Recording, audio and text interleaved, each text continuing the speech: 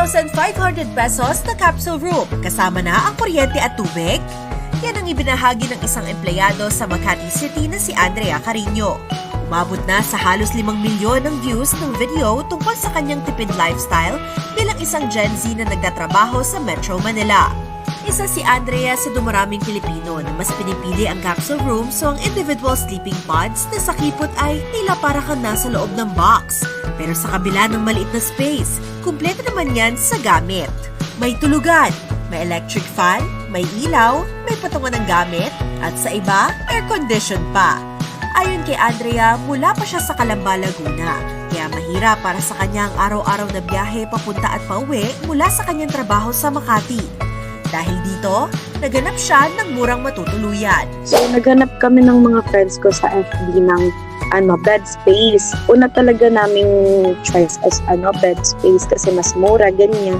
Or mga condo sharing. Kaso grabe, ang mahal 4K. Gaan lang yun, di ba? Tapos, yung iba hindi pa kasama yung electricity. Then, nakita ko po yung capsule sa TikTok. Pag kakita ko nung price niya na 2,500, dinrab ko talaga kagad. Tapos, nagbayad kagad ako ng advance deposit. May privacy ka dito, hindi tulad sa bed space. Pero, pwede naman siyang harangan sa bed space ng mga kortina. Pero, the best pa din kasi to kasi nailalak namin siya per room. Yung mga first week po, parang nakabaltot pa ako log.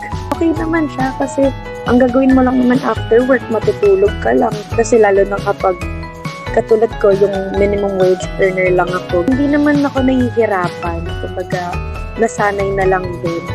Ayon pa kay Andrea, karamihan sa mga kapitbahay niya ay katulad niyang nagtatrabaho at nangailangan na matutuluyan sa Metro Manila.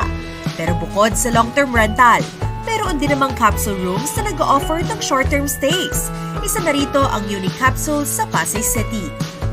Hindi tulad ng karaniwang capsule room na kasya lang ang isang tao, mas maluwag ang capsules dito at kasya ang 2 to 3 persons. Sa halagang 500 pesos, pwede ka na magstay sa isang capsule room sa loob ng isang araw. Kasama na ang kuryente at tubig. May aircon pa. May access na rin yan sa restroom, laundry room at kitchen. Pwede ring magdagdag ng 50 pesos kung gusto mag-swimming sa pool o magluto sa kusina. Parang staycation na rin, di ba?